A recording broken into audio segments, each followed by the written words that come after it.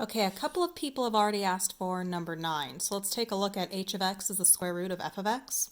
So I'm going to start by rewriting this as h of x is f of x to the 1/2.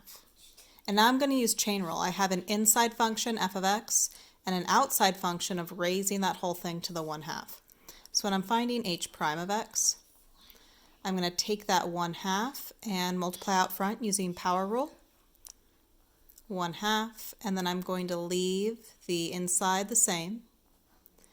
Take 1 away from 1/2 and you get negative 1/2. Now according to chain rule, I have to multiply by the derivative of the inside, and the derivative of f of x is going to be f prime of x. Okay, well I'm going to clean that up a little bit. I'm going to take that negative 1/2 exponent and switch it to a positive 1/2 exponent in the denominator.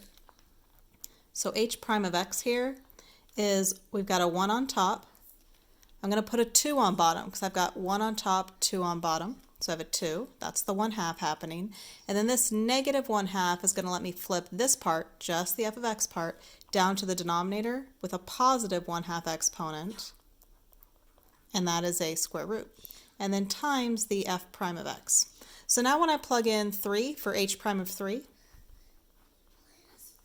I'm going to have 1 on top.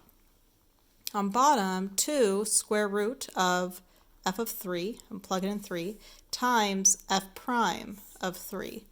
And now I'm going to have to look at that table that's given up above for this problem, and I look at the row where x is 3.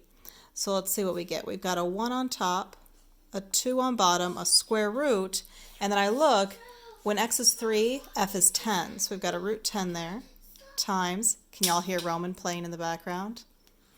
And then we have a f prime of 3, and so when x is 3, f prime is 4. So I'm going to put the 4 there.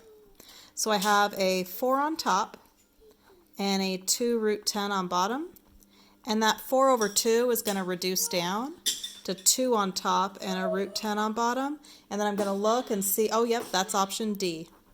D as in delightful, and I hope you're having a delightful day. I really miss y'all. Bye.